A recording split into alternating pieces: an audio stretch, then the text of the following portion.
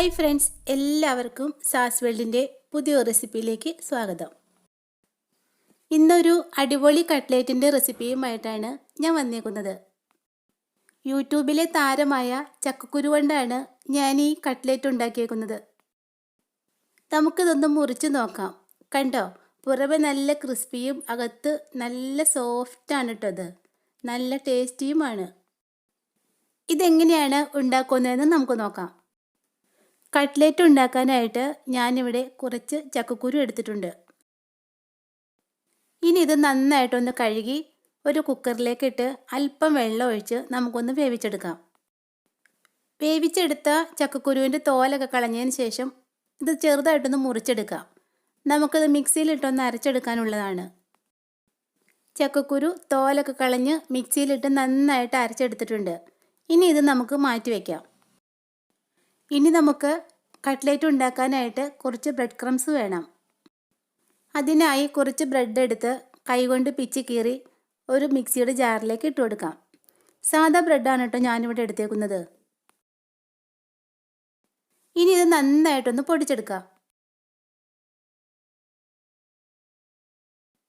പൊടിച്ചെടുത്ത bread crumbs ഒരു ചൂടായ പാനിലേക്ക് ഇട്ട് നന്നായിട്ടൊന്ന് വറുത്തെടുക്കണം. ബ്രെഡ് ക്രംസിൻ്റെ നിറമൊക്കെ മാറി നല്ലതുപോലെ ഒന്ന് മൊരിഞ്ഞു വരണം. ഇതിൻ്റെ പാകം അറിയുന്നതിന് വേണ്ടി ഒരല്പം എടുത്ത് കൈകൊണ്ട് തിരുമ്മി നോക്കിയാൽ മതി. മണൽത്തരി പോലെ തോന്നിക്കുവാണെങ്കിൽ നമ്മുടെ ബ്രെഡ് ക്രംസ് പാകത്തിന് വറുത്ത് കിട്ടിയിട്ടുണ്ട്. ഇനി നമുക്കിത് മറ്റൊരു പാത്രത്തിലേക്ക് മാറ്റി വയ്ക്കാം. ഇനി നമുക്ക് കട്ട്ലേറ്റിന് ആവശ്യമായ മസാലക്കൂട്ട് തയ്യാറാക്കാം. മസാല തയ്യാറാക്കാൻ വെളിച്ചെണ്ണയാണ് കേട്ടോ ഞാനിവിടെ എടുത്തേക്കുന്നത്. നിങ്ങൾക്ക് ഇഷ്ടമുള്ള ഏത് ഓയിലും ഉപയോഗിക്കാം. ഒരു പാനിലേക്ക് വെളിച്ചെണ്ണ ഒഴിച്ചതിന് ശേഷം നമ്മൾ എടുത്തു വെച്ചേക്കുന്ന ജിഞ്ചർ ഗാർലിക് പേസ്റ്റ് ചേർത്ത് നന്നായിട്ടൊന്ന് വഴറ്റിയെടുക്കാം. ഇത് നല്ലതുപോലെ ഒന്ന് വഴന്ന് ഇതിൻ്റെ പച്ചമണമൊക്കെ ഒന്ന് മാറി കഴിയുമ്പോൾ പൊടിയായി അരിഞ്ഞു വെച്ചേക്കുന്ന പച്ചമുളക് ചേർത്ത് നന്നായിട്ടൊന്ന് വഴറ്റിയെടുക്കാം. പച്ചമുളക് ചേർത്ത് ഒരു മിനിറ്റ് ഒന്ന് വഴറ്റിയതിന് ശേഷം പൊടിയായി അരിഞ്ഞു വെച്ചേക്കുന്ന സവാള ചേർത്ത് കൊടുക്കാം. നമ്മൾ ചേർത്ത് കൊടുത്തേക്കുന്ന ജിഞ്ചർ ഗാർലിക് പേസ്റ്റും പച്ചമുളകും സവാളയും എണ്ണയിൽ കിടന്ന് നന്നായിട്ടൊന്ന് വഴന്ന് സവാളയുടെ നിറമൊക്കെ ഒന്ന് മാറി വരുന്നത് വരെ നമുക്കിതൊന്ന് വഴറ്റിയെടുക്കാം. നമ്മുടെ സവാള പെട്ടെന്ന് വഴന്ന് കിട്ടാൻ വേണ്ടി അതിലേക്ക് ഒരല്പം ഉപ്പ് ചേർത്ത് കൊടുക്കാം. നമ്മൾ ചേർത്ത് കൊടുത്ത സവാളയുടെ നിറമൊക്കെ മാറി നല്ല സോഫ്റ്റായി വന്നിട്ടുണ്ട്. ഇനി ഇതിലേക്ക് പൊടിയായി അരിഞ്ഞു വെച്ചേക്കുന്ന ബീട്രൂട്ട് ചേർത്ത് കൊടുക്കാം. ഈ ബീട്രൂട്ട് ചേർക്കുന്നത് ഓപ്ഷണലാണ് കേട്ടോ. നിങ്ങൾക്ക് വേണമെങ്കിൽ ചേർത്താൽ മതി. നമ്മുടെ കട്ട്ലേറ്റിന് ഒരു നല്ല നിറം കിട്ടുന്നതിന് വേണ്ടിയാണ് ഞാനിവിടെ ബീട്രൂട്ട് ചേർത്ത് കൊടുത്തേക്കുന്നത്. ബീട്രൂട്ട് ചേർത്തതിന് ശേഷം 3 മിനിറ്റെങ്കിലും ഇത് നന്നായിട്ടൊന്ന് വഴറ്റണം. നമ്മുടെ ബീട്രൂട്ട് നന്നായിട്ടൊന്ന് വെന്ത് കിട്ടുന്നതിന് വേണ്ടിയാണ് ഇങ്ങനെ ചെയ്യുന്നത്. ഇനി നമുക്ക് കട്ട്ലേറ്റിന് ആവശ്യമായ മസാലപ്പൊടികൾ ചേർത്ത് കൊടുക്കാം. ഫ്ലെയിം തീരെ കുറച്ച് വെച്ചിട്ട് വേണം മസാലപ്പൊടികൾ ചേർത്ത് കൊടുക്കാൻ. മഞ്ഞൾപ്പൊടി, മുളക് പൊടി, മല്ലിപ്പൊടി, ഗരം മസാലപ്പൊടി, പിന്നെ ഒരല്പം കുരുമുളക് പൊടി എന്നിവയാണ് നമ്മളിതിലേക്ക് ചേർത്ത് കൊടുക്കുന്നത്.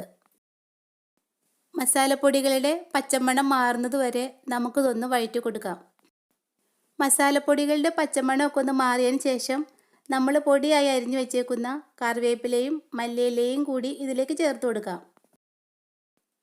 മല്ലിയിലയും കറിവേപ്പിലയും ചേർത്ത് നല്ലതുപോലെ ഒന്ന് വഴറ്റിയതിന് ശേഷം നമ്മൾ മിക്സിയിൽ അരച്ച് വെച്ചേക്കുന്ന ചക്കക്കുരു ഇതിലേക്ക് ചേർത്ത് കൊടുക്കാം. ഇനി ഈ അരച്ച ചക്കക്കുരു നമ്മുടെ മസാലയിലിട്ട് നന്നായിട്ടൊന്ന് വഴറ്റി മിക്സാക്കി എടുക്കണം. ചക്കക്കുരു അരച്ചതും മസാലയും ചേർത്ത് നല്ലതുപോലെ മിക്സാക്കി എടുത്തിട്ടുണ്ട്. ഇനി നമുക്ക് സ്റ്റൗ ഓഫ് ചെയ്യാം. നമ്മുടെ കട്ട്ലേറ്റിന് ആവശ്യമായ ഉപ്പ് മസാലയിലേക്ക് ചേർത്ത് കൊടുക്കാം. നമ്മൾ സവാള വഴറ്റിയപ്പോൾ കുറച്ച് ഉപ്പ് ചേർത്തിട്ടുണ്ട്. അതുകൊണ്ട് ശ്രദ്ധിച്ച് വേണം ഉപ്പ് ചേർക്കാൻ.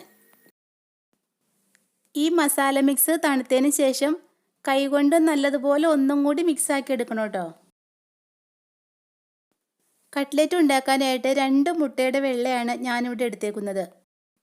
മുട്ട ചേർക്കുന്നത് ഇഷ്ടമില്ലാത്തവർ കുറച്ച് മൈദപ്പൊടി എടുത്തിട്ട് വെള്ളം ചേർത്ത് ഒന്ന് കലക്കിയെടുത്താൽ മതി കേട്ടോ.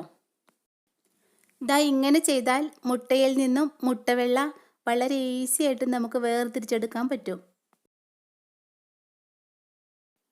കട്ട്ലേറ്റ് ഉണ്ടാക്കാനുള്ള മസാലയും മുട്ടവെള്ളയും ബ്രെഡ് ക്രംസും എല്ലാം ഇവിടെ റെഡി ആയിട്ടുണ്ട്.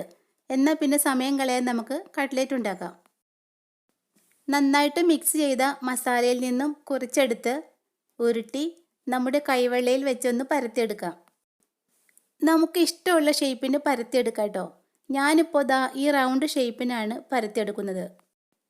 പരത്തിയെടുത്ത കട്ട്ലേറ്റിനെ നമുക്ക് ഈ മുട്ടവെള്ളയിലിട്ടൊന്ന് കുളിപ്പിച്ചെടുക്കാം. മുട്ടവെള്ളയിൽ കുളിച്ച് കയറി വന്ന കട്ട്ലേറ്റിനെ നമുക്കിനി ബ്രെഡ് ക്രംസിലിട്ടൊന്ന് പൊതിഞ്ഞെടുക്കാം. ഇനി ഇത് ഒരു പാത്രത്തിലേക്ക് മാറ്റി വയ്ക്കാം. ബാക്കിയുള്ള മുഴുവൻ മിക്സും ഇതുപോലെ തന്നെ ഷേപ്പിന് പരത്തിയെടുത്തതിന് ശേഷം മുട്ടവെള്ളയിൽ കുളിപ്പിച്ച് ബ്രെഡ് ക്രംസിൽ പൊതിഞ്ഞ് നമുക്ക് മാറ്റി വയ്ക്കാം. കട്ട്ലേറ്റ് ഫ്രൈ ചെയ്യാനായിട്ട് ഒരു ചീനച്ചട്ടിയാണ് ഞാൻ എടുത്തേക്കുന്നത്.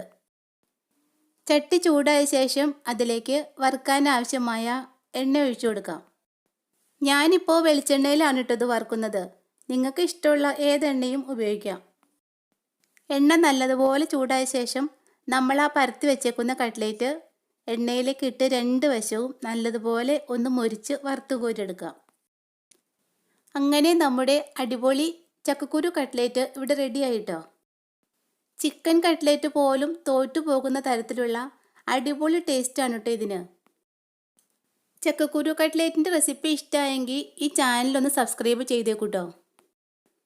അടുത്ത അടിപൊളി റെസിപ്പിയുമായി വരുന്നത് വരെ താങ്ക് യു.